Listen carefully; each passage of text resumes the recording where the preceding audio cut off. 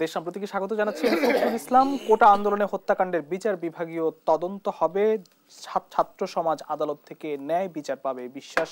প্রধানমন্ত্রী জাতির উদ্দেশ্যে ভাষণে তিনি এসব কথা জানান। কাল সারা দেশে কমপ্লিট শাটডাউনের ঘোষণা, বৈষম্য বিরোধী ছাত্র আন্দোলনের সর্বোচ্চ আদালতের কাছে প্রত্যাশায়, এই শিরোনামে আজ আমরা কথা বলবো। স্টুডিওতে আমাদের সঙ্গে তিনজন অতিথি রয়েছেন, আমরা শুরুতে তাদেরকে পরিচয় করিয়ে দিতে চাই।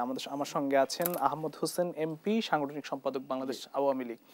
আছেন কাজী ফিরোজ রশিদ, রাজনৈতিক ব্যক্তিত্ব এবং নির্বাহী চেয়ারম্যান জাতীয় পার্টি। আছেন রহিন হোসেন প্রিন্স, সাধারণ সম্পাদক সিপিবি। তিনজনকে স্বাগত জানাচ্ছি। প্রিয় দর্শক, আমরা সরাসরি আলোচনায় ফিরতে চাই। আমরা একটু শুরুতেই যেতে চাই কাজী ফিরোজ রশিদ। তিনি মুক্তিযুদ্ধের সময় একজন ছাত্রনেতা এবং একজন মুক্তিযোদ্ধাও, এবং খুবই গুরুত্বপূর্ণ একজন আন্দোলনের নেতাও ছিলেন তিনি স্বাধীনতার সময়। আপনার কাছে যে প্রশ্ন, আসলে ছাত্র সমাজ আদালত থেকে ন্যায় বিচার পাবে বলে বিশ্বাস। প্রধানমন্ত্রী আজকে জাতির উদ্দেশ্যে ভাষণে তিনি এসব কথাগুলো বলেছেন। দেশ জুড়ে কোটা সংস্কার আন্দোলনে সাধারণ ছাত্রদের সঙ্গে কয়েকদিন ধরে চলা সংঘর্ষ, হত্যাকাণ্ড সহ চরম উত্তেজনা এবং সকল শিক্ষা প্রতিষ্ঠান বন্ধ ঘোষণার পর প্রধানমন্ত্রী জাতির উদ্দেশ্যে ভাষণ দিলেন। এতে ছাত্রদের আন্দোলন ইতিবাচক সমাধানের দিকে মোড় নেবে বলে মনে করেন কিনা প্রধানমন্ত্রীর ভাষণের কারণে? ধন্যবাদ জানাচ্ছি।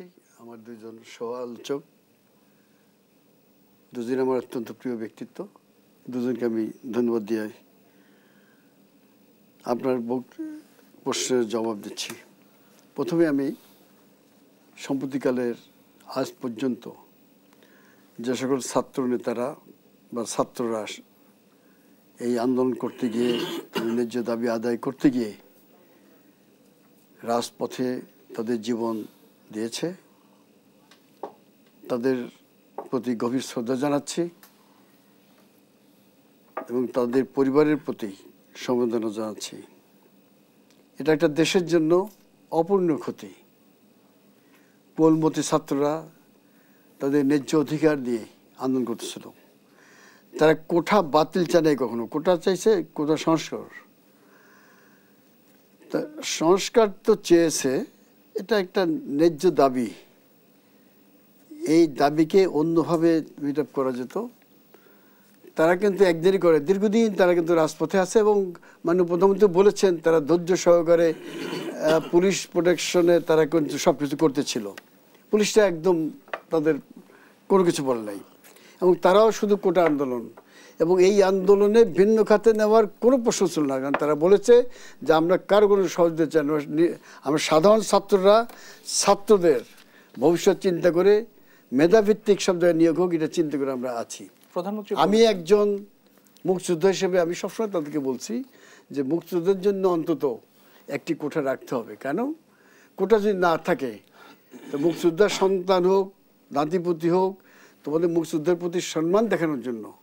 কারণ এই দেশের যে তোমরা স্বাধীন দেশের নাগরিক, এইটা আমরা যুদ্ধ করেছিলাম, দেশকে এই দেশটা আজকে স্বাধীন হয়েছে, সেইখানে তোমরা স্বাধীনতা ভোগ করতেছ। এই দেশটা এরকম ছিল না, একদিন পাকিস্তানিদের অধীনে ছিল, আমাদের উর্দু কথা বলতে হতো এইখানে। সেইখানের থেকে তোমাদের এই পর্যায়ে আনা হয়েছে। এখানে আমাদের কিন্তু অনেক রক্ত গেছে, অনেক জীবন গেছে। তো এইটা হয়েছে কি, হঠাৎ করে আন্দোলনটা এইদিকে যাবে আমরা চিন্তা করতে পারিনি। কারণ যখন একদম শেষ মুহূর্তে যে মহামান্য রাষ্ট্রপতি কাছে তারা এইটা দিল, একটা স্মারকলিপি দিল, এক দফা আন্দোলন, রাষ্ট্রপতি কিন্তু তাদেরকে দেখা করতে পারতো। এই রাষ্ট্রপতি কিন্তু যুবলীগ করছে আমাদের সাথে, উনি তো বাইরে করে কেউ না, উনি সাহেব যে দিয়ে কেবল খান না, যিনি 70 সালে 71 সালে এখানে ছিলেন, 70 নির্বাচনের সময় সাহেব কেবল খান ছিলেন। উনিও আমরা যখন গেছি আমাদের ডেকে নিয়ে ভিতরে নিয়ে গেছেন। তো উনি যদি ছাত্রদের ডেকে সেদিকে বসে চা নাস্তা খাইয়া বল ঠিক আছে আমি দেখতেছি, উনি তো মহামান্য রাষ্ট্রপতি, রাষ্ট্রে একজন পতি থাকেন, উনি সবার শ্রদ্ধেয় ব্যক্তি। উনি এটাকে একটা মিট আপ করতে পারতেন, উনি বলতে পারতেন ঠিক আছে। হাইকোর্ট একটা রায় দিয়েছে, রায়টা অত্যন্ত ভালো রায়, যুগান্তকারী রায়, কোনো কিছু নাই, কোঠা রাখছে সেইখানে। এখন তারপরে কি বলছে, সরকার প্রয়োজনে কোঠার অনুপাত পরিবর্তন করতে পারবে, পরিবর্ধন করতে পারবে, বৃদ্ধি করতে পারবে, হ্রাস করতে পারবে, কোনটা না উঠেও দিতে পারবে ইচ্ছে করলে, সরকার হাতে সব কিছু। এখানে তো হাইকোর্ট কোনো অন্যায় কিছু বলে না, এটা সরকারের কাছে দিয়েছে, একটি নির্বাহী আদেশ দ্বারা সরকার এটা করতে পারবেন। যেই এইটার বিরুদ্ধে সম্ভবত যখন সরকার দেখছে কি যে তাদের কোটাটা বাতিল হয়ে গেছে, এর আগে বাতিল ছিল তো, ওইটিকে বাতিল করে আবার পুনর্বহাল করছে, তখন তারা সুপ্রিম কোর্টে লিপ্ট আপিলে গেছেন। এটা সরকারের কোনো দোষ না। সমস্যাটা বেঁধে গেল অন্য জায়গা, কিছু মনে করবেন না। একজন সাংবাদিক বন্ধু প্রধানমন্ত্রীকে প্রশ্ন করলেন এমনভাবে, প্রধানমন্ত্রী কিন্তু উনি চীন সফর শেষে চমৎকার করে প্রশ্নের জবাব দিচ্ছিলেন, হঠাৎ করে প্রশ্ন করলেন একদম মুক্তিযোদ্ধার বিষয়। এমনভাবে প্রশ্ন করলেন যে প্রধানমন্ত্রীর সামনে মাত্র দুইটাই ছিল, হ্যাঁ এবং না, আপনি কোনটা চান? মুক্তিযুদ্ধ পরিবারের সন্তান নাতি নাতনি যদি হয় সিলেক্ট হয়, আর রাজাগারের সন্তান বা নাতি যদি সিলেক্ট হয়, পোস্ট একটা, দুইজন আপনি কাকে চাবেন? এই ধরনের প্রশ্ন করা প্রধানমন্ত্রীকে আমি মনে করি যে এখান থেকে এটা উচিত হয় নাই। মাননীয় প্রধানমন্ত্রীকে আমি এখানে উনি দেন না, তো উনি স্বভাবত বলবে মুক্তির পক্ষে কথা বলবে, সেইখান থেকে গোলমাল সৃষ্টি হলো। আবার আমাদের আওয়ামী লীগের সেক্রেটারি জেনারেল ওবায়দুল কাদের সাহেব সারা জীবন রাজপথ আন্দোলন করেছেন, ছাত্রনেতা ছিলেন, এবং এখান থেকে এসে কিন্তু উনি আওয়ামী লীগের মহাসচিব সেক্রেটারি জেনারেল হয়েছেন। দীর্ঘ সময় কিন্তু উনারা আছে, অত্যন্ত প্রখা একজন রাজনীতিবিদ। উনি কিন্তু প্রধানমন্ত্রীর সাথে আলাপ করে ছাত্রদের ডেকে নিতে পারতো, তোমরা আসো, এই তোমাদের নেতৃত্ব একদিন আমরাই দিয়েছি এই ঢাকা বিশ্ববিদ্যালয়, অথবা আমি আসতেছি তোমাদের কাছে, বিশ্ববিদ্যালয়ে কোথায় বসবা বলো, তোমাদের নিয়ে বসে আমি একটা সুরাহা করে যাই। কোনো কিছু হইতো না। এখন যেটা দরকার সেটা হচ্ছে যে তারা তো কালকে থেকে ছাত্র দেবী, আমরা এই সবাই ছাত্রনেতা ছিলাম, ছাত্ররা তাদের আন্দোলন চালিয়ে যাবে, যেহেতু তাদের নিজেদের সহপাঠী বন্ধু সতীর্থ প্রাণ দিয়েছে, গোটা দেশের ছাত্ররা এক হয়ে যাবে। এইটাই হলো ছাত্রদের নিয়ম, এখানে ছাত্রদের বৈশিষ্ট্য। এই ছাত্ররা কিন্তু বান্দর ভাষা আন্দোলন করেছে, রাজপথ থেকে জীবনের রক্ত ডাকছে। এই ছাত্ররা কিন্তু বঙ্গবন্ধুকে আগরতলা ষড়যন্ত্র মামলায় বের করে আনছে, কোর্ট কাছে বের করে নেয় বঙ্গবন্ধুকে। উকিল মুক্তার লাগে নাই, আন্দোলনের ফসল বঙ্গবন্ধু বেরিয়েছেন। কাদের মোল্লার ফাঁসি, হাইকোর্ট রায় দিয়েছিল যে কাদের মোল্লাকে যাবজ্জীবন দেওয়া হলো, কারণ আইনে ছিল না যে এইটার বিরুদ্ধে আপিল দায়ের করা যাবে। সেইখানে কিন্তু ছাত্ররা আন্দোলন করছে যে আমরা মানি না, মানবো না, কাদের মোল্লা ফাঁসি চাই, বাধ্য হইয়া আবার আইন করে সংসদ বসাইয়া তারপর কাদের মোল্লা কিন্তু ফাঁসি হয়েছে। অতএব এরা একটা কথা বলতে হবে যে ছাত্ররা যখন নামছে, এই ছাত্রদের একটু ধৈর্য, এটা তো আমাদের সন্তান। আজকে প্রধানমন্ত্রী অলমোস্ট কেঁদে দিছে। আমি আসবো আপনার কাছে, না আমাকে কথা শেষ করে দিচ্ছি, আমি অলমোস্ট কেঁদে দিচ্ছেন। অতএব এইখানে আজকে কেন 6টা প্রাণ গেল, এবং সবচেয়ে বড় কথা উনি বলছেন আমি প্রত্যেকের ইনকোয়ারি করবো, আমি তাদের বিচার করব, বিচার বিভাগীয় তদন্ত হবে বলেছেন। আমি আপনার কাছে আসবো, আমি একটু যেতে চাই জনাব আহমদ হোসেন এমপি, আপনার কাছে একটু আসি। প্রধানমন্ত্রী আন্দোলনরত শিক্ষার্থীদের উদ্দেশ্যে বলেছেন যে সারা দেশে হত্যাকাণ্ডের ঘটনায় বিচার বিভাগীয় তদন্ত হবে, এতে শিক্ষার্থীদের ক্ষোভকে কিছুটা কমে আসবে কিনা? আপনাকে ধন্যবাদ। আমার অগ্রজ আমার ফিরোজ ভাই 69-এর গণ অভ্যুত্থানের সময় ছাত্রলীগের নেতা ছিলেন, জগন্নাথ হলের কলেজ, আজকে বিশ্ববিদ্যালয়, তোর কলেজের বিপি ছিলেন, আর কমিউনিস্ট পার্টির সাধারণ সম্পাদক সিপিবির আমাদের রেভলিউশন ফ্রেন্ডস, খুব রুচিসম্মত স্বনামধন্য ব্যক্তি। আমি তাদেরকে অ্যাড্রেস করি, তাদের সম্মান দিয়ে কথা বলতেছি। এমনি তো আমাদের দোষ, আমরা পাওয়ার পার্টি, একটা আমাদের মধ্যে একটা আছে, প্রাউডনেস আছে, কিন্তু আমি যদি বিনয়ের সাথে কথা বলতে না দেন তা তারা আমাকে ভুল বুঝবে। এবং টেলিভিশনের সামনে যারা বসে আছে আমার গাড়ি, এখানে ফিরোজ ভাই কিছু কথা বলেছেন। ফিরোজ ভাই তো তার রাজনৈতিক অবস্থান থেকে, অপোজিশন বেঞ্চ থেকে কথা বলছেন, সেটা ঠিকই আছে। একটি হলো কুঠার বিরোধী আন্দোলন, আরেকটি হলো রাজনৈতিক আন্দোলন, দুই পার্থক্য আছে। কিন্তু কুঠা বিরোধী আন্দোলন সাধারণ ছাত্ররা করছে। আবার কালকের প্রোগ্রামটা কাদের? আগামীকালকে এই প্রোগ্রামটা কি ক্যাম্পাসের? এই প্রোগ্রামটা তারাই তো ঘোষণা করেছে। তাদের নামে কে ঘোষণা করেছে সেটা তো বিচারের ব্যাপার। তাদের একজন সমন্বয়কের মুখ দিয়ে বলাচ্ছে, সমন্বয়ক কি, মানে পেছনে কেউ আছে একটু পেছন থেকে কে নেই কে নাই, আজকে তারেক জিয়া তো কথা বলতেছে তাদের স্থায়ী কমিটি সেন্ট্রাল কমিটির সাথে কথা বলতেছে, মিটিং বসিয়েছে। কাজেই সেখানে বিএনপি জামাত আছে, ছাত্র শিবির আছে, এবং এইভাবে রাতের মধ্যে ছাত্র শিবির হলে ঢুকে যাওয়া, এটা ছাত্র শিবিরের পক্ষে সম্ভব, এবং অনেকে ধরা খেয়েছে। মানে তারা এত পাওয়ারফুল। আমি একটা কথা বলি, বলেন। ছাত্র শিবির বা জামাত এরা খুব ডেডিকেটেড এবং সায়েন্টিফিক সংগঠন, যেটা বাংলাদেশের কমিউনিস্ট পার্টি ছিল এক সময়। কমিউনিস্ট পার্টি ধস নেমেছে, জামাতের ধস নামেনি। এই দেশে জামাতের বিকল্প কমিউনিস্ট পার্টি হতে পারত, কারণ জামাত ক্যাডার ভিত্তিক সংগঠন। তাকে মোটিভেশন দেয় কিভাবে? খুব সহজ মোটিভেশন, জামাত করলে বেহেশত বাবা। আজকে প্রধানমন্ত্রীর যে ভাষণ, অনেক ইতিবাচক কথা আমরা প্রধানমন্ত্রীর ভাষণে এতে কি ক্ষোভ কমে আসবে? প্রধানমন্ত্রী অল্প কথায় বলেছেন, জি অল্প কথায় বিশাল বলেছেন, এটার তাৎপর্য অনেক। জি। তিনি বলতে পারতেন প্রশাসনিক তদন্ত, সেই ক্ষেত্রে যাননি। প্রশাসনিক তদন্ত করতে গেলে সন্দেহ তৈরি হইতে পারে, বায়াস্ট হইতে পারে। বিচার বিভাগীয় তদন্ত তিনি বলছেন বিচার বিভাগীয় তদন্ত, যারাই যেই হোক, যেই দায়ী হোক, তার বিরুদ্ধে তিনি ব্যবস্থা গ্রহণ করবেন। খুব কমে আসবে বলে মনে করেন আপনি? আমি যেটা বলছি, জি। রাজাকারদের খুব তো কমে আসবে না। মানে কোন না, যারা রাজাকার দাবি করেছে আমি রাজাকার, তাদের কি কমে আসবে? স্বঘোষিত রাজাকার। রাজাকার কিন্তু একটি প্রজন্মের মধ্যে নাই। রাজাকারের ৭১ যারা ছিল, সেই চেতনাকে যারা ধারণ করে এখন, তারাও কিন্তু রাজাকার। বিএনপির খুব কি আছে, বিএনপির তো একটা গোল আছে। বিএনপি নিয়ে এখন ঘোলা পানিতে মাছ শিকার। আপনি মনে করেন না যে এখনো এই ক্ষোভটি কমে আসবে? না, কোনটা?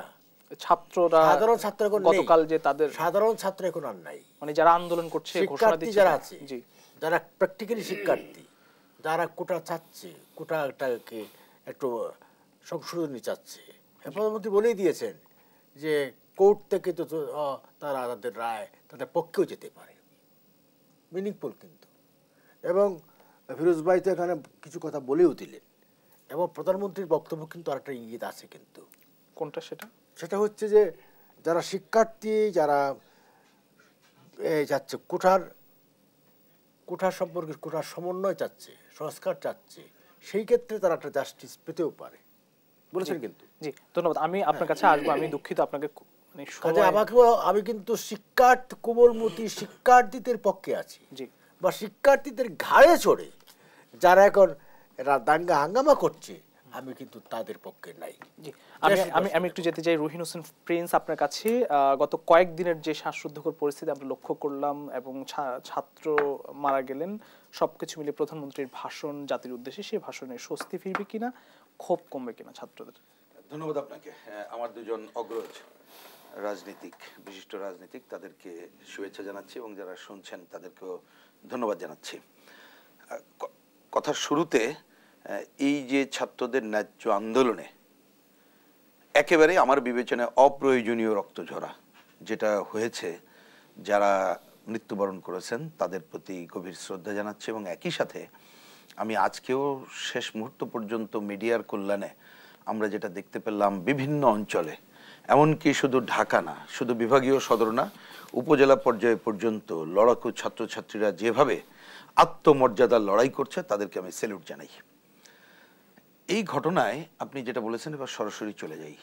আসলে সবাই অপেক্ষা করছিল, আমি একজন রাজনীতিক হিসেবেও, যে সারাদিনের কর্মকাণ্ডের পরে যখন শুনলাম যে আমাদের প্রধানমন্ত্রী ভাষণ দেবেন, আমরা অপেক্ষা করছিলাম।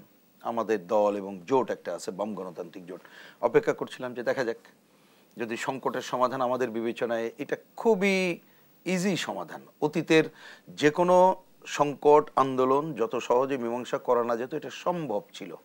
কিন্তু আমাকে যদি বলেন, প্রধানমন্ত্রীর ভাষণে বিন্দুমাত্র তার প্রতিফলন ঘটে নাই, বরঞ্চ এটা মনে হয়েছে যে সংকট এটাকে আরো দীর্ঘায়িত করার প্রচেষ্টা নেওয়া হচ্ছে। এটা শোনার পরে আমার প্রতিক্রিয়া ছিল, আমাদের দলের প্রতিক্রিয়াও তাই, বাম জোটের প্রতিক্রিয়াও তাই। এবার আসি আপনার কথাতে, যদি এটা আমরা বুঝতাম যে ঠিক আছে আমাদের প্রতিক্রিয়া হয়তো ভুল, আমাদের ছাত্র বন্ধুরা এটা মেনে নিছে এবং তারা মনে করছে ইটস ওকে, আমরা অপেক্ষা করছিলাম দেখি তাদের কি। আপনাদের মিডিয়ার কল্যাণে আমরা জানতে পারলাম, কারণ এই আন্দোলন তো আমরা পরিচালনা করছি না, সাধারণ ছাত্ররা তারাই তাদের মতো করছে। সেখান থেকে জানলাম আগামীকাল তারা সর্বাত্মক লকডাউন দিয়েছে। এটা হয়তো তাদের শব্দ, শাটডাউন। এবং আমরা আমাদের কি বলে যে আমাদের বক্তব্য অনুযায়ী যেটাকে হরতাল বলতাম, আলটিমেটলি আমি যেটা যতটুকু মিডিয়াতে দেখলাম যে কি কি চলবে চলবে না, তাতে আলটিমেটলি আগামীকাল সারা দেশেই হরতাল তারা আহ্বান করেছে। এটাই।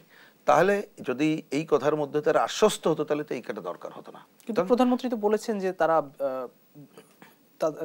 আপনার তাদের প্রত্যাশিত সেই ইয়েটি পাবে। এখন আমি এইবারই কোশ্চেন করি, তাহলে প্রথম দাঁড়ালো আশ্বস্ত যে তারা হয়নি, এটা বোঝা গেল। এবার আসি আপনার কথায়।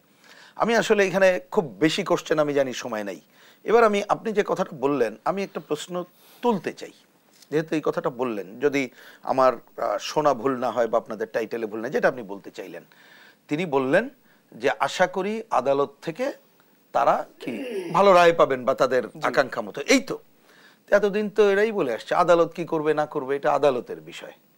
তাহলে উনি কি করে জানলেন যে ভালো রায় হবে? এটা তো প্রশ্ন রাখাই যায়। তাহলে আদালতে উনি যেটা প্রত্যাশা করেন সেটাই হবে, বা ছাত্ররা যেটা প্রত্যাশা করেন, এইটা আদালতের জায়গায় যে এই কথা বলা যায় কিনা আমি প্রশ্নটা রেখে গেলাম। কিন্তু আমি আসছি পজিটিভ জায়গায়, যেটা এখানে আমাদের ফিরোজ ভাই তিনিও তুলে ধরলেন। আমরা আগেও জানি যে কোর্ট যেটা বলছে, যতটুকু আমরা জানলাম হাইকোর্ট তো পজিটিভ।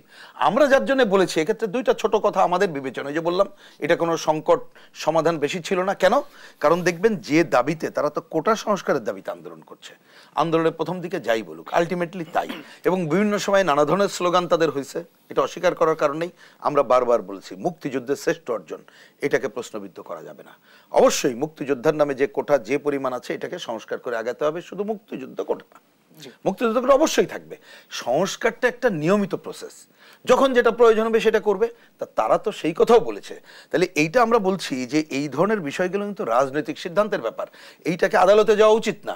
তারপরও আদালতে যতটুকু আমরা শুনলাম আদালত তো নেগেটিভ না। তাহলে আজকে যদি আমার বিবেচনা উনি যদি বলতেন যে সংস্কারের কথা যদি আদালত অন্য কিছু না বলে, তাহলে আমি এটা আমাদের বয়ান যে একটা কমিশন গঠন করে নিশ্চয়ই সংস্কারের দিকে আমরা আগাবো, তাহলে আমি আর কোনো সংকটে দেখি না। কিন্তু এই কথা না বলে যেটা বললেন সেটাকে আমাদের কাছে মনে হয়েছে এটা দীর্ঘায়িত করছেন, এবং আসলেই এইটা তাদেরকে তারা যে অ্যাকসেপ্ট করে নাই তাদের কর্মসূচির মধ্যে দিয়ে এটা মনে হয়। জনাব আহমেদ হোসেন আপনি একটু দেন। জনাব রুহিন হোসেন প্রিন্স যেটি বললো যে সংকটকে দীর্ঘায়িত করবে, কোনো রূপরেখা দেখেন নাই।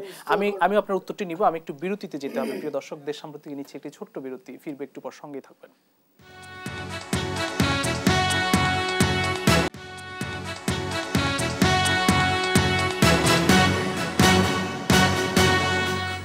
দেশ সাম্প্রতিক আরো একবার স্বাগত জানাচ্ছি। আমরা সরাসরি আলোচনা যেতে চাই। জনাব আহমদ হোসেন, আপনার কাছে আসলে প্রশ্ন ছিল। জনাব রুহিন হোসেন প্রিন্স বলছে যে জাতির উদ্দেশ্যে প্রধানমন্ত্রী দেওয়া ভাষণে আসলে সংকটের সমাধানটি হবে না, আপনি যদি উত্তর দেন। ধন্যবাদ। জাতির উদ্দেশ্যে আজকে মাননীয় প্রধানমন্ত্রী বঙ্গবন্ধু কন্যা শেখ হাসিনা যে ভাষণ দিয়েছে, এটা কিন্তু প্রাইম মিনিস্টার হিসেবে ভাষণ দিয়েছেন, আওয়ামী লীগ সভাপতি হিসেবে ভাষণ দেননি। এবং তার এই বক্তব্যের মধ্যে কিন্তু প্রধানমন্ত্রীর যে বক্তব্য দেওয়া উচিত সেটাই হয়েছে, এবং তিনি পার্টিজান নন। তিনি বলছেন আমি আগেই বলেছি, এবং যেটা রুহিন বলেছে প্রধানমন্ত্রীর বক্তব্যে সব কিছু আছে, কিছুই নাই, একথা অসত্য। এটা উনি জেনেও না জানার বান করছেন, কি নেই।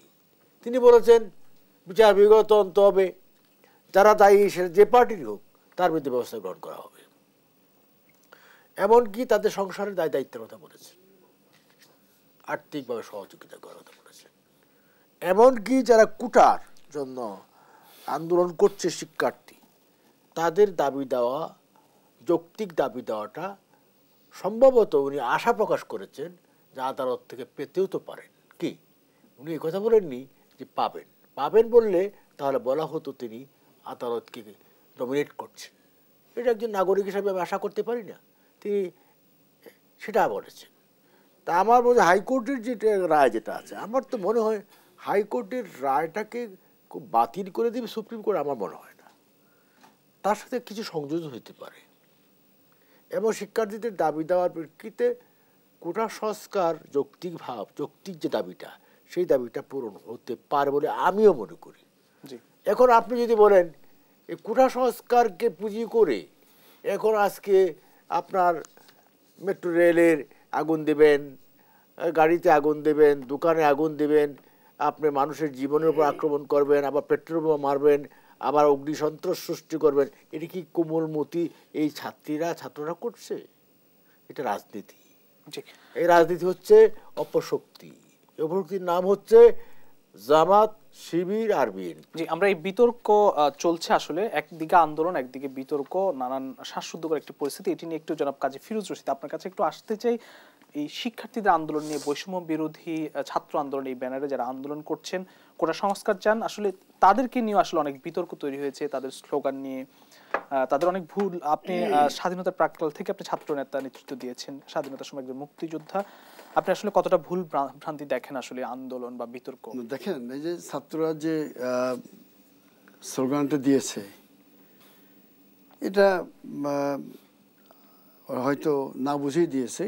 সব জায়গায় সবাই দেয় নাই, কিছু কিছু জায়গায় ঢাকা বিশ্ববিদ্যালয়ে শুনেছি রাজাকার রাজাকার, তারপরে যেটা বলছে সেটা আর বলে নাই যে কে বলছে সরিচার। কিন্তু সেইটা হচ্ছে কি, এটা আবেগময়, ওরা আবেগে বসে, হয়তো এই বয়সটা তো আবেগের, যখন একটা আন্দোলনের নামে তখন নানান রকম লোকের মধ্যে থাকে। আমি সেখানে ধরি না রাজাকার কেউ না, রাজাকার বা মুক্তিযোদ্ধা ওই 71 সালেই শেষ হয়ে গেছে। নতুন করে স্লোগান দিয়া কেউ মুক্তিযোদ্ধা হইতে পারবে না, রাজাকার হইতে পারবে না, পরিষ্কার কথা। 71 সালে যে জিনিস শেষ হয়ে গেছে, মুক্তিযোদ্ধার লিস্ট আছে, রাজাকারদের আমরা বারবার লিস্ট করেছি, হয়তো পাবলিশটা নাই, প্রধানমন্ত্রী ওখানে পড়েছে। কিন্তু এই যে স্লোগানে কিছু আসে যায় না, কেটে কি স্লোগান দিল তাতে কি আসে যায়? প্রধানমন্ত্রী দুঃখ প্রকাশ করেছেন, ঠিক আছে, সুপ্রিম কোর্টের উনি আশা করছেন যে সর্বোচ্চ আদালত ছাত্রদের পক্ষে, ন্যায্য দাবি দেওয়ার পক্ষে রায় দেবে, সেখানে আমি একমত। এখন আমার একটি প্রশ্ন, যে রায়টা কতদিন হবে? এখন যে অবস্থা দাঁড়াইছে, যে কালকে দেশে তারা গোটা বাংলাদেশের শাটডাউন, অর্থাৎ চেঞ্জ করছে। আমরা তো হরতাল দেই, রাজনৈতিক দলের পক্ষে তারা না, তারা আগে করে রাজনৈতিক দল যেখানে আছে তারা তার বাইরে ছিল। কখন রাজনীতির মধ্যে ঢুকছে? যখনই ছাত্রলীগ প্রতিহত করার নাম দিয়ে ওখানে গেছে, তখন কিন্তু ছাত্রদল লাভ দিয়ে পড়ছে। এই দেখেন কোথায় আমরা ঝামেলা বেঁধে গেলাম। এখন এই যে অ্যাটর্নি জেনারেল যদি কালকে যাইয়ে একটা দরখাস্ত দেয়, কারণ টোটাল হাইকোর্টের পূর্ণাঙ্গ রায় আমার কাছে আছে, রায় পেয়েছে, তার লিফটি আপিল এরা দায়ের করেছে, কেমন রিট হয়ে গেছে। কালকে যদি দরখাস্ত দেন প্রধান বিচারপতির কাছে যে দেশের এই অবস্থা বিবেচনা করে এইটাকে আগামী রোববার ফিক্স করেন, পূর্ণাঙ্গ বেঞ্চ, সুপ্রিম কোর্টের পূর্ণাঙ্গ বেঞ্চ বসে আগামী রোববার একটা জাজমেন্ট দিয়ে দিক, এই শর্ট জাজমেন্টটা দেওয়ার সাথে এই আন্দোলন শেষ হয়ে যাবে, আর কোনো কিছু আমাদের ঝামেলা হবে না, জানমালের নিরাপত্তা থাকবে, কাউকে হল ছাড়তে হবে না, লেখাপড়া ছাড়তে হবে না, বন্ধ হতে হবে না। দেখেন কি একটা অবস্থা হইলো, পরীক্ষা চলছে, পরীক্ষা বন্ধ হয়ে গেল, গোটা দেশের তো ক্ষতি হয়, তাই না? সেই জন্য আমরা বলবো যে এটা যত তাড়াতাড়ি সম্ভব এই কোটা আন্দোলনের একটা সমাধান করা দরকার। এইটা কখনো ছাত্রদের রাজনৈতিক আন্দোলন ছিল না, এখন রাজনীতি ঢুকে গেল। এটা দুঃখজনক যে কখনো অরাজনৈতিক থাকে না, যে কোনো আন্দোলন একটা সময় এসে কিন্তু রাজনীতিতে মোড় নেবে, এইটাই স্বাভাবিক। জি, আমি একটু জানাব রহিন হোসেন প্রিন্স, আপনার কাছে একটু আসতে চাই। সাধারণ শিক্ষার্থীদের ব্যানারে যে আন্দোলনটি হচ্ছিল কোটা সংস্কারের নামে, সেই আন্দোলন নিয়ে বা সেই আন্দোলনের যারা কর্মী রয়েছেন তাদেরকে নিয়ে বা তাদের স্লোগান নিয়ে নানান বিতর্কের কথা আপনিও শুনেছেন। ক্ষমতাসীন দল যারা রয়েছেন তারা বলছেন যে এর পিছনে উস্কানি রয়েছে। একটু এই বিষয়টা নিয়ে যদি একটু ক্লিয়ার করেন, আসলে আপনার কাছে কি মনে হয়, কতটা বিতর্ক আছে, কতটা ভুল ভ্রান্তি আছে? ফিরোজ ভাই পরিষ্কার করে বলেছেন, এটা মনে রাখতে হবে যে ইস্যুটা সব ছাত্র সাধারণভাবে ঐক্যমত্য আছে, এটাই। এবং আগেও এটা আন্দোলন ছিল 18 সালে, তার যাদের একটা নেটওয়ার্কও ছিল, এই আন্দোলনের সূচনাকারী যতটুকু দূর থেকে আমরা দেখছি ওই আন্দোলনের সময়ও তারা ছিল। সুতরাং এখন সেই কাজটাকেও তারা করছে, এটা একটা 1 নম্বর। 2 নম্বর, এটাই খুবই স্বাভাবিক যে এই যে ব্যাপক ছাত্র সমাজ, তাদের তো অনেকেই রাজনৈতিক দলের সাথে আছে, নাই তা না, কিন্তু মনে রাখা দরকার যেটা উনি বললেন, যে যদি এই আন্দোলন আরো প্রলম্বিত, দীর্ঘায়িত এগুলো হয়, তাহলে ন্যাচারালি যে দল আছে তারা তো তার সুযোগটা খোঁজার চেষ্টা করবে। কিন্তু আমি যতদূর দূর থেকে খবর দেখছি, মানে অবজারভার হিসাবে, কারণ আমরা তো পরিচালনায় বললাম যে করছি না বা করারও সুযোগ আমাদের নাই, যে তাতে তারা এখনো পর্যন্ত চেষ্টা করছে যাতে তারা তাদের নিজস্বটা করতে পারে। এবং দেখুন, আজকে এই কথা বলতে চাচ্ছিলাম না, তবু একটু বলি যে গতকাল বরঞ্চ তারা দুই একটা ঘটনা ঘটাচ্ছে যেটাকে মানে আমাদেরও অপছন্দ, কিন্তু এখন সেই আলোচনাটা সামনে আনছি না।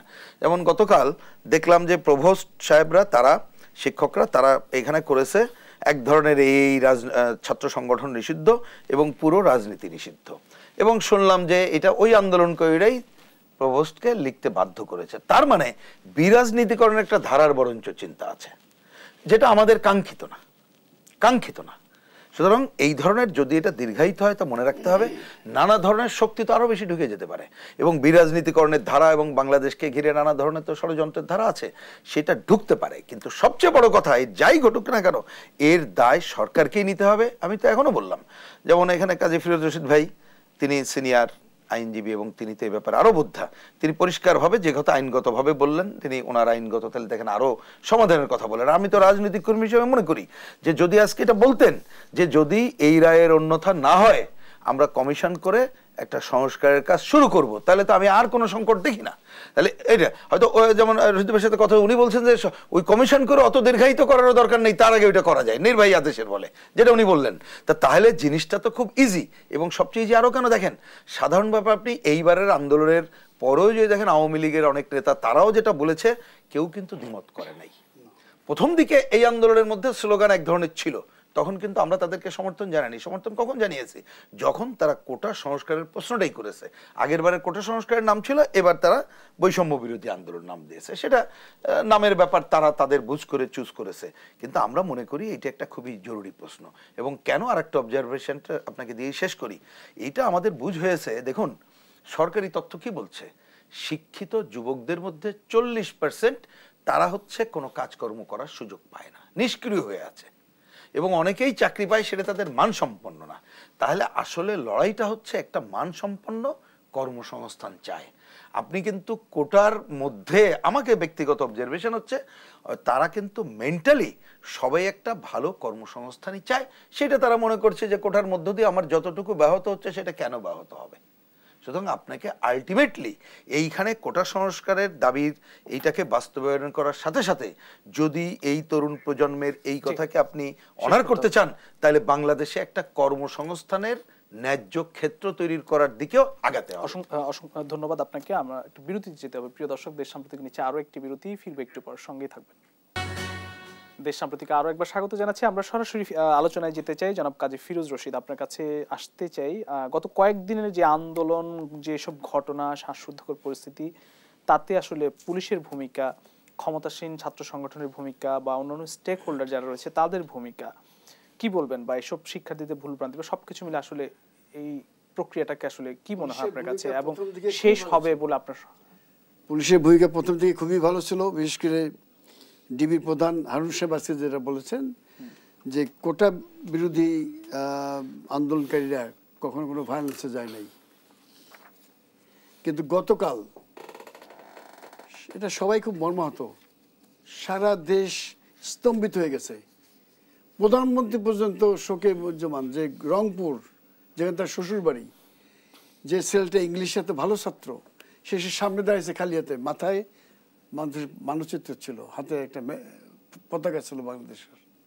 সে ছেলেটা সামনে দাঁড়িয়েছে যে আমাকে গুলি করেন, কেউ কিছু করেন না, সামনে আসবেন না। তা পুলিশ থেকে ধরে আনতে পারতো, লাঠি পেটা করতে পারতো, কাঁধের গ্যাস করতে পারতো, তার সামনে যেতে সে একা একদম 30 ফিট দূর থেকে তার বুকে গুলিটা করলো। সব লাগছে লাগছে গুলি লাগছে লাগছে, আর না। তারপর 2-3টা ছেলে এসে আসতে বসে পড়লো। 2-3জন ছেলে এসে যখন ধরলো, তখন মুহুর্মুহু গুলি করতেছে বাইরে। এই পুলিশরা, তাদের তো রাবার বুলেট দেওয়ার কথা, একদম বুকে তারা বুলেট মেরে দিল। একটা ছেলে মারা গেল, পুলিশ সাথে বাড়াবাড়ি করলো। আমরা কমিশন করব। আজকে তো উচিত ছিল হাইকোর্টের বন্ধের দিনও সমটো করে আইজিপিকে ডেকে নেওয়া, যে তোমার এই পুলিশ কোনো অ্যাগ্রেসিভ অ্যাক্টিভিটিস তো দেখিনি ওই ছেলের মধ্যে, তার কোনো অ্যাটিটিউড ছিল না, কোনো অ্যাগ্রেসিভ অ্যাটিটিউড নেই, যে খালি হাতে দাঁড়িয়ে গেছে বুক টান করে, তাকে কেন গুলি করলা তোমার পুলিশ? এটা কৈফিয়ত দাতার মধ্যে কী অ্যাকশন নেছো? তাকে কোথায় রাখছো, তার মধ্যে হত্যা মামলা দায়ের করা হয়েছে কিনা, তাকে ক্লোজ করা হয়েছে কিনা, এটা হাইকোর্ট সমর্থন করতে পারতো। পত্রিকা আছে, ফটো আছে, টেলিভিশনে বারবার দেখাচ্ছে, সারা পৃথিবীতে একটা ফটো ছড়িয়ে গেছে। তাহলে আমাদের দেশের অবস্থাটা কি দাঁড়ায়? মাননীয় প্রধানমন্ত্রী দেখেছেন, দেখে সে তো শোকাহত, যে এই ধরনের জিনিস তো আশা করে নাই। পুলিশ যাবে, পুলিশের হাতে যথেষ্ট, এই যে এখন ঢাকা বিশ্ববিদ্যালয়ে সন্ধ্যা হইতে যত গোলমাল হলো, তার তো টিয়ার গ্যাস সেল মারছে, হ্যান্ড গ্রেনেড মারছে, যেটা হ্যান্ড সাউন্ড, যেটা অনলি সাউন্ড, কোনো এখন অনেক জায়গায় আসলে সেইটা করছে, কিন্তু সেখানে তো কোনো ক্ষতি হলো নাই। লাঠি পেটা করুক, ছেলেকে একদম জীবনে মেরে ফেলানো, এই ক্ষতি কে দেবে বলেন? এটা কি সম্ভব? সারা দেশে তো এই জন্য ছাত্র উত্তপ্ত, যারা কোনো রাজনীতি করে না, কোনো দলের না, ইভেন ছাত্রলীগ করে, তারাও কিন্তু এখন এক হয়ে যাচ্ছে। আমার হাতে একেবারে সময় কম, সমাধানের আসলে উপায় কি? সমাধানের একটাই উপায়, আমাদের মাননীয় অ্যাটর্নি জেনারেল যাবেন, যাই কালকে একটা দরখাস্ত নিয়ে যাবেন মহামান্য সুপ্রিম কোর্টের প্রধান বিচারপতির কাছে, যে এই ডেটটা আগামী 7ই আগস্ট না করে আগামী রোববার ফিক্স করেন, ফিক্স করে উভয় পক্ষে শুনানি করে আপনারা একটা রায় দিয়ে দেন, আমরা বাড়ি চলে যাই। সেই রায়টা যেভাবেই হোক, মাননীয় প্রধানমন্ত্রী আশা করেছেন যে ছাত্রদের পক্ষে আসবে। কোথাও ত্রুটি থাকলে ওই যে হাইকোর্টের যে রায়টা আছে, ওই আলোকে তো সুপ্রিম কোর্ট রায় দেবেন। সেইটি আছে কোঠার আনুপাতিক হার নির্ভী আদেশে বলে প্রধানমন্ত্রী ঠিক করে দিতে পারবেন। ধন্যবাদ। জি, আপনার কাছে আসতে চাই, কোটা সংস্কার আন্দোলনে জড়িতদের সঙ্গে সন্ত্রাসীদের কোনো সম্পর্ক নেই বলে বিশ্বাস করেন প্রধানমন্ত্রী, এবং আন্দোলন আসলে বা এই যে আন্দোলন প্রশমনের আর উপায় কি দেখেন? শেষ কথা কি বলবেন? শেষ কথা হলো, আপনি যে 6 জন নিহত হলো তাদের কথা বলেন না, যে এই যে মিলন নীলফামারী বাড়ি, ঢাকা কলেজের স্টুডেন্ট ছিল, তো গরিবের ছেলে, তার বাবা 90 বছর বয়স, মা অন্যের বাড়িতে কাজ করে, তার ভাই আছে কান্নাকাটি করে বললো যে আমি তার চাকরি করি, তাকে শিক্ষার খরচ দেই, আশা ছিলাম বাড়িটাকে মানুষ করব। সেই মিলনকে কি হত্যা করেছে? আপনি যদি বলেন চট্টগ্রামে আপনার 6 তারা থেকে ছাদের উপর থেকে আমাদের 8-10 জন কর্মীকে ফেলে দিয়েছে, নিচে একজন মারা গেছে, বাকিরাও অনেকে মৃত্যুর মুখোমুখি। তো এই মৃত্যুগুলো করতে কারা করিয়েছে? এই মৃত্যুগুলো দায় কে নেবে? আপনি আইডেন্টিফাই করেন 6টা সমাধানের শেষ কথা এবং একটা হোটেল কর্মচারীকে হত্যা করা হয়েছে। সেখানে আপনি বিচার করতে হবে যে এই খুনগুলো কারা করেছে, হত্যা কারা করেছে। কাজেই সমাধানের পথ, প্রধানমন্ত্রীর ভাষণটি হচ্ছে সবচেয়ে শ্রেষ্ঠ প্রেসক্রিপশন এই সমাধানে, এর বাইরে কোনো শ্রেষ্ঠ প্রেসক্রিপশন নেই। যদি এটাকে নিয়ে রাজনীতি কেউ করে সে ভিন্ন জিনিস। এখন এই যে বলছেন যাত্রাবাড়িতে কারা কি করছে, এটা তো সেই বিএনপি সন্ত্রাস, সেই জামাতের সন্ত্রাস, সেই গাড়িতে আগুন দেওয়া। এই গাড়িতে আগুন দিলে পুলিশ কি বসে থাকবে? পুলিশের দায়িত্ব কি? আইন শৃঙ্খলার দায়িত্ব কি? রাষ্ট্র আপনার নিরাপত্তা দেওয়া, রাষ্ট্রের নিরাপত্তা দেওয়া। এই যে প্রবেশকে মারধর করেছে, এবং আজকে এই যে আমাদের বদুন্নেসা কলেজের মেয়ের আসছে, ওদেরকে বেঁধে রেখে মারধর করেছে। শেষ করতে হবে আমাদের। সুতরাং সন্ত্রাসের বিরুদ্ধে পুরো জাতিকে এক হতে হবে। আপনার এই কোঠা বিরোধী আন্দোলনের নামে যারা সন্ত্রাস করছে তাদেরকে আগে আইনজীবী করতে হবে। ধন্যবাদ। জনাব রুহিন হোসেন প্রিন্স, আপনার কাছে আসতে হবে। গত কয়েকদিনের ঘটনা, শ্বাসরুদ্ধকর পরিস্থিতি, পুলিশের ভূমিকা, অন্যান্য স্টেক হোল্ডারদের ভূমিকা, সবকিছু মিলে যদি কিছু বলতে চান এবং সমাধানের উপায়। সমাধানটাই বলতে চাই। 1.5 মিনিট। 1 নম্বর কথা, প্রথমে সব যে হত্যাকাণ্ডর বিচার করা হবে এই ঘোষণা এখন দিতে হবে। একটা ফিরোজ ভাই বলেছেন সো মোটো দিয়ে একটা তো করাই যায় দ্রুত, এটা 1 নম্বর কথা। 2 নম্বর, এটা ঘোষণা দিতে হবে যে এইখানে ছাত্রলীগ, যুবলীগ এবং অন্য নামধারী যে সন্ত্রাসীরা এখানে আছে তাদেরকে প্রত্যাহার করছে এবং এই সন্ত্রাসের বিচার করব, যাদের হাতে অস্ত্র দেখা গেছে এদেরকে বিচার করব। 3 নম্বর, স্কুল কলেজ বিশ্ববিদ্যালয় খুলে দিতে হবে, তাদের নিরাপত্তা নিশ্চিত করতে হবে। 4 নম্বর, সরকারের ঘোষণা দিতে হবে কাল, মানে এখনই, যে আমরা কোটা ব্যবস্থার কমিশন করে সংস্কারের কাজ শুরু করব। আমরা আইন দেখে আইনের কথা বলতে পারে, কোনো অসুবিধা নেই। এই কথাটা বলার মধ্য দিয়েই ছাত্রদের দাবি যদি মেনে নেওয়া যায়, তাহলে আমার ধারণা এখনকার যে সংকট সেটা সমাধান হবে। না হলে এই সংকট আমরা দিব্য চোখে দেখছি, কর্মসংস্থান সহ অন্য আন্দোলন এবং সরকারের এই আচরণ এক ধরনের যে স্বৈরাচারী আচরণ হিসাবে চোখের সামনে আসছে, তার বিরুদ্ধেই কিন্তু সারা দেশে আর একটা গণবিস্ফোরণ ঘটবে বলেই আমার ধারণা। অসংখ্য ধন্যবাদ জনাব রুহিন হোসেন প্রিন্স, আহমেদ হোসেন এবং কাজী ফিরোজ রশিদ, তিনজনকে আবারও ধন্যবাদ জানাচ্ছি। প্রিয় দর্শক, দেশ সাম্প্রতিক কাজ এখানে শেষ করতে হবে। আবার দেখা হবে আগামীকাল একই সময় অন্য কোনো অতিথিদের নিয়ে। সে পর্যন্ত সবাই ভালো থাকবেন, সুস্থ থাকবেন। শুভরাত্রি।